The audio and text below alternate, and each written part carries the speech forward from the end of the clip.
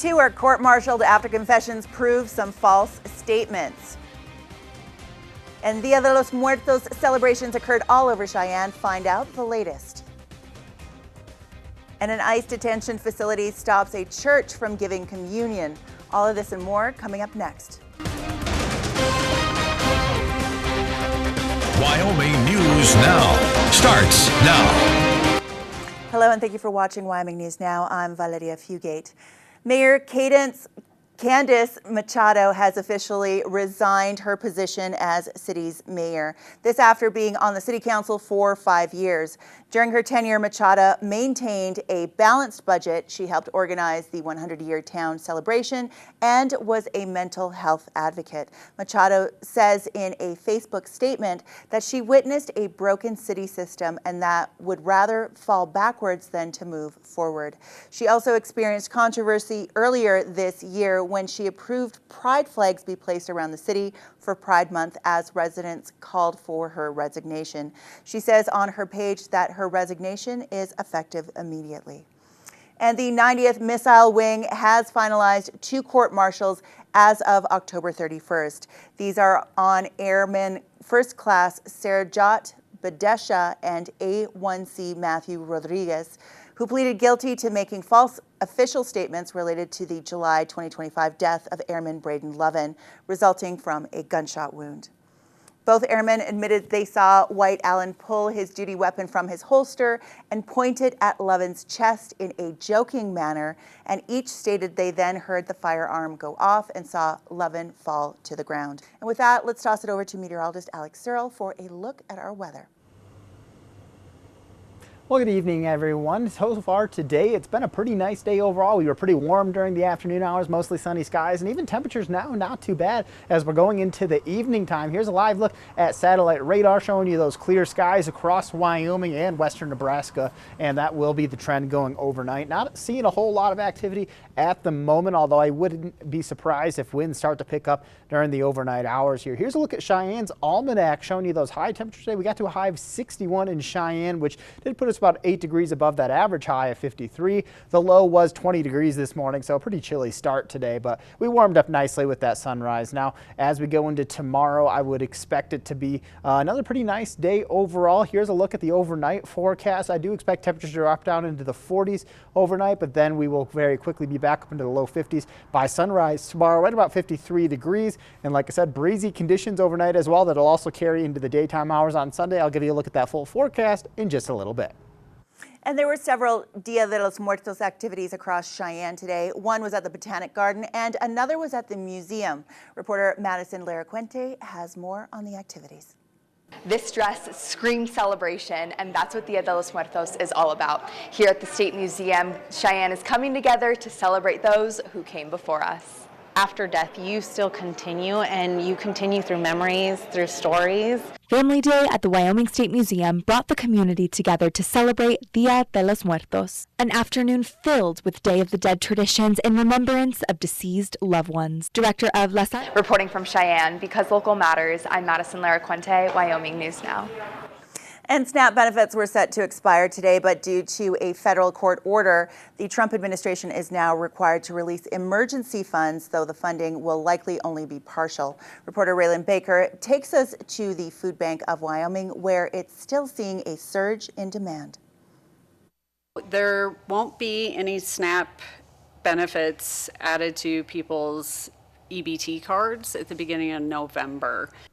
28,000 Wyoming people receive SNAP currently, and with this cut happening in just 2 days, Danica Svita, executive director at the Wyoming Food Bank, says the Wyoming Food Bank has seen an influx in the need of food as people prepare to stock up as much as they can. My team just got back from the Sheridan Mobile Pantry today, and they distributed all the boxes in 25 minutes, and that's really unheard of. All right, we've got more nationals coming up after the break, so make sure you come on back. Hello all and welcome to Wyoming News Now Sports. I am Casey Clark-Malott. Now the Wyoming Cowboys football team, they were in San Diego facing the Aztecs today. Jeff Wilson is out there now. Hey, thank you, Casey. Unfortunately, the Cowboys did lose a close one, or not a close one, 24-7. It was just a very sloppy game overall, and I talked to Jay Salvo after the game. And when you get to that, teams that make the least mistakes wins, and we made too many mistakes tonight that gave them points and took points away from us. And so there's a lot of things there that we can't do that we did, and it cost us in that situation. Yeah, I mean, he said it. He couldn't have said any better. The drive started off very well, where the Cowboys just they went down the field extremely well. They got points up on the board, but then in the second half, they just kind of fell apart, where they didn't really put anything together. Caden Anderson didn't have his best game in the first half. He had 3 interceptions, only 93 yards throwing, only completed 12 passes. It was just a tough day for the Wyoming defense, and we kind of knew into this game that both defenses were going to be super good going into this one. SDSU just improved to 7-1, winning this one 24-7. But overall, the Cowboys, they just got to be playing better overall. I mean, I feel like they just need to do a better job of spreading the ball around. The run offense wasn't as good, but they did stop the run defense for San Diego State, where the defense wasn't as bad as we thought it was going to be. But it was just one of those games where they just couldn't get anything going in the second half. The third half, it was just a lot of flags, and of course, there just wasn't a lot of there were a lot of injuries as well into this game. Like I said, just sloppy play in this 24-7 loss. Casey, back to you. This week, the Iron Bar Holdings is petitioning the U.S. Supreme Court to review the landmark Wyoming corner crossing case that was upheld earlier this year by the Colorado 10th Circuit Court of Appeals.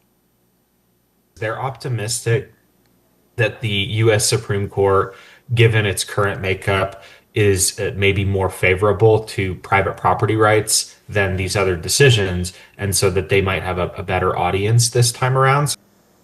We've been following these corner crossing lawsuits since 2021 that confirmed that 4 Missouri hunters did not trespass when they used a ladder to step from one corner of public land to another. The Supreme Court only takes over 60 cases a year, and they have 6,000 to 7,000 requests for hearings. If they do not take the case, the 10th Circuit ruling remains for this district, but other districts will have to decide for themselves. So we're here with our U.S. Senator John Barrasso. Thank you so much for coming. Always great to be with you in studio. Thanks for having me. Absolutely. So tell us a little bit what's going on in Washington currently. Well, I'm happy to be in Wyoming, traveling the state, talking to a lot of people. And folks in Wyoming are very happy that in Washington we are actually working on making sure the border is secure and getting rid of so many of these regulations of the past administration that attacked our Wyoming energy. So people all across Wyoming are happy with the fact that the border is secure, and they feel more secure in terms of their jobs and opportunities here in Wyoming as we focus on energy dominance as a nation, instead of the last administration where Joe Biden told the Environmental Protection Agency to prioritize climate over energy that's available, affordable, reliable. Hello to you all, and welcome on in to week 3 of high school football and Friday Night Frenzy. I am Ethan Bird. And I am Casey Clark-Malott. Now, the stage is set today with some major games. Seriously. Ethan, you've got the first of 2 highly ranked games as our game of the week, Now, correct? let me ask you really quick, Casey. Have you ever done anything 46 times straight? Probably have, but... Well, I'll tell you what, Sheridan has won 46 straight football games, a clash of the 4A Titans, Bronx, T-Birds. Let's get right on into it. Keyshawn Brown trying to set the tone early off the opening kickoff, and he is able to slither through defenders and shed tackles for some great field position. East takes an early lead off of a Blake Noose field goal. Now, Sheridan's Beck Haswell in at QB, and he wants to take a deep shot. Breck Reed makes a great contested catch, is off to the races. The Bronx have taken the lead in the first. Next drive, and it's Andrew Adams. He's making a pass to Reed on a screen. When the ball is in that young man's hands, the whole field is open, and it's up for grabs. He runs east to west and then eventually north to give Sheridan a 2-possession lead. East needs to get something going before halftime. Who else but Brown to get it done? Some shoddy camera work, but I do value my life. He was coming in hot. And Noose would convert another field goal to chip away at that Broncos lead right before the half. No, the lead would grow, though. Sheridan takes an 8-minute drive to the end zone with a Haswell keeper, death by 1,000 cuts. But glimmer of hope here. Seidel Johnson blocks the ensuing extra point. Huge opportunity for East. Kanan Zawada slings a bullet to Brown. He comes down with it and gets into the end zone untouched. Big play for that young man. But Haswell has an instant answer. It's 27-13 Sheridan. The T-Birds have got to start slinging it. A beautiful ball from Zawada, pulled in by Tyree McCord to get into scoring position. Zawada rolling to his right. McCord, he's going to make a beautiful diving catch right at the goal line. Getting fun. Big fourth down here. Johnson is the first to meet Haswell, and it's going to be close. They're going to bring out the sticks here. What do we see? That ball is short, ladies and gents. Turnover on downs. Thunderbirds ball, deciding to take a shot in the 2-minute drill. Deep ball down the field, and it's intercepted by Gage Rogers. His big return is essentially the dagger. The highs and the lows of high school football were in full effect. Sheridan wins number 47, 27-20. Now to 1A 9-man, number 1 versus number 2 here as well. It's Big Piney at Pine Bluffs. Now this was a heavily penalized game as we start here with Hornets QB. But hey, the Bison were out there fighting. Here goes senior Danny Perez with a nice little scamper heading across midfield, adding a huge gain and getting the offense fired up. They almost took out a Keeley right there. Let's get a little crazy. Zach Taylor here gets pressured quick. He backtracks, escapes some, and tackles it. It is able to use his feet to his advantage, turn nothing into something, giving South a first down. It was all Central in this one as the Indians head back across town with a 58-0 win. Let's hear from senior Caden Tafoya. I clean up a lot of stuff. We're still a lot of stuff that needs to be worked on, but our run game is, I feel like, a big piece. We need to really hone in on that, and our line is, I feel like, really good. And if we can get our blocking down, our steps right, then we're golden. I cannot deny I am Carl, I like those cheese curds. Yeah, we had a conversation about the cheese curds. I haven't gotten really onto those yet, but I'd sure am open to the idea. There's the Grinch! The Grinch is in town. Oh, and welcome. He's throwing out onions.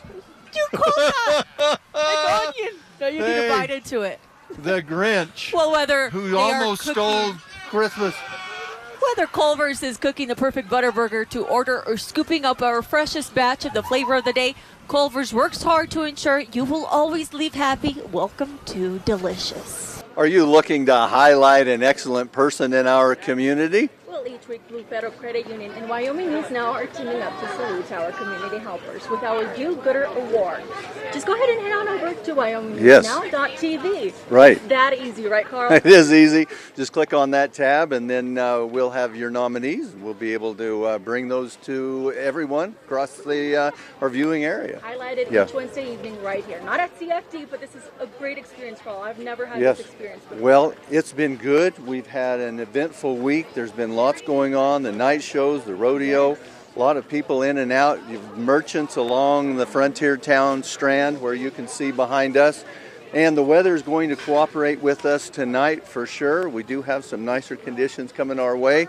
A little bit of a breeze, so that's really pleasant. And the warmth has lingered some, so you won't really need anything extra, but it is going to cool off as we get into the latter part of the evening, and then overnight we'll be in the 50s and 60s for the most part. I do have to inform you that tonight is my last broadcast with Wyoming News Now, as I will be heading back to my hometown of California to take on new opportunities. Coming to Wyoming wasn't on my bingo card in 2025, but I've enjoyed every second of it, from messing up the rundown of the show week 2 on the job, that's a nod at my director AJ, to bunking with Ethan during Cheyenne Frontier Days and singing "Rain is a Good Thing" with Casey at the Luke Bryan concert. What a time. I'm very blessed that I got to meet all the people here at the station. I'll always cherish the relationships, and I can't wait to see what everybody does here. God is good, and for one last time, I'll see you around town. I know, Jeff. I can speak for Casey and I when we both say not only have you been great to work with, but you've also become a fantastic and great friend. We're so proud of you. You're going to do some really amazing things. We're going to have a Coors banquet in your honor tonight. Yeah, it's great getting to work with you, Jeff. We wish you all the Amen. best in our future, in your future as well. But that is going to have to do it from us. Make sure to tune in again tomorrow as we've got coverage from the border war down in Fort Collins. Have a good night. Good night.